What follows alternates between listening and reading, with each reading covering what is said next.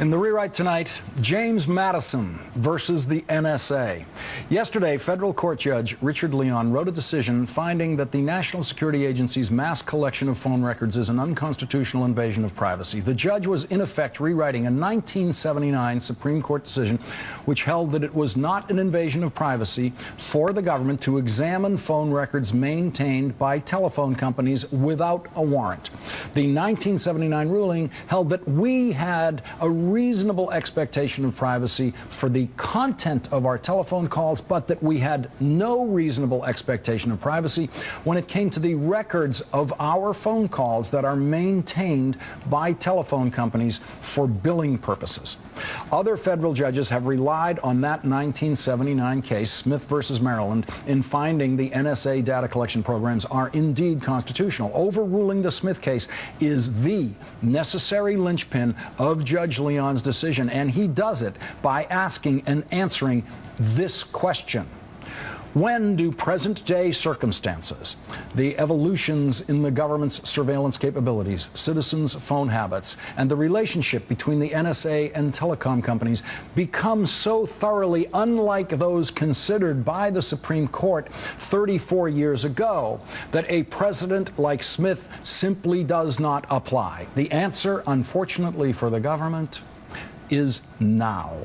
So there is Judge Leon saying 34-year-old constitutional thinking is now outdated, but then Judge Leon relies on 226-year-old constitutional thinking for the most dramatic flourish in his opinion.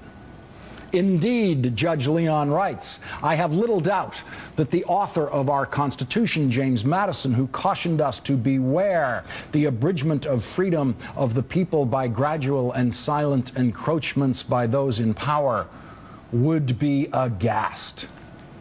That line is there as nothing more than a rhetorical flourish, an attention getter for the media. And it worked. Everyone's been quoting that line, but that line has no legal meaning or import. It's something judges do all the time to try to align their decision with the great minds, the founding fathers. There is no more abused judicial device than to invoke one of the founding fathers and assign a judicial opinion to him. And politicians do it all the time too, telling you that the founding fathers would be aghast at this or that. Let's just get something straight about the founding fathers. We have no idea how they would react to the modern world. Judge Leon's opinion is a well-written, well-reasoned opinion that might prevail on appeal, and it might not. But we can only hope that the appeals court judges considering this case will stick with the facts of the case and the applicable law and the Constitution and spare us the mind reading of men who have been dead for a couple of hundred years. Judge Leon would have us believe that James Madison would be aghast at NSA data collection.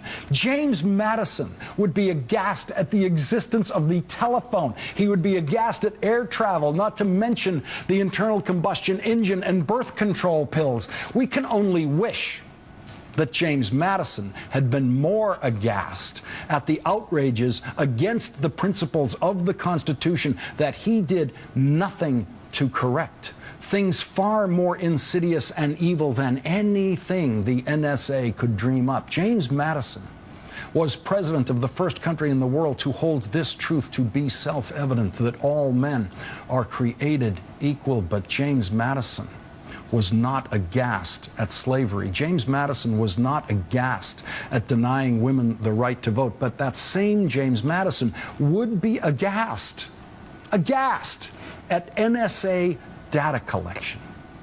When James Madison wrote the Constitution, he was a 36-year-old Virginia slave owner.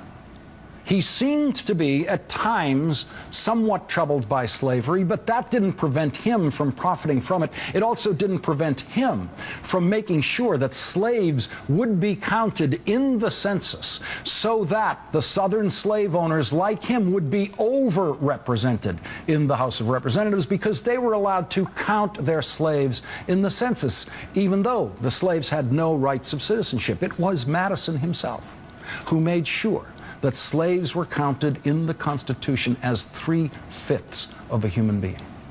In his 8 years as president, James Madison didn't lift a finger to stop slavery. After his presidency, Madison wrote a letter to the Marquis de Lafayette saying, quote, "The two races cannot coexist, both being free and equal. The great sine qua non, therefore, is some external asylum for the colored race." James Madison became a supporter of a group whose goal was to free slaves and transport them to Africa or to the American West. In another letter, Madison wrote that, quote, "The physical peculiarities of those held in bondage," end quote, would always prevent integration. So we do know what James Madison would be aghast at. We do know that James Madison would be aghast at interracial marriage. We do know that James Madison would be aghast at an integrated cabinet room in the White House, first with African American members of the cabinet, and now with an African American president presiding over that cabinet, a president elected by a national coalition of voters that included African Americans and women, people who James Madison could never imagine even having the right to vote. But we have absolutely no way of knowing if James Madison would be aghast at the tools that that president authorizes the NSA to use to, among other things, protect the country from terrorist attack by haters of America who believe they have a religious imperative to kill as many non-combatant American citizens as possible, people who have committed no greater crime against those terrorists than going to work in the World Trade Center on September 11th. We have no idea whether James Madison would be more aghast at Al-Qaeda than he would be at the NSA. And Judge Leon doesn't know that either. What we do know is that James Madison would be aghast at the final judgment on Judge Leon's opinion being rendered by a United States Supreme Court that includes 3 women and a black man.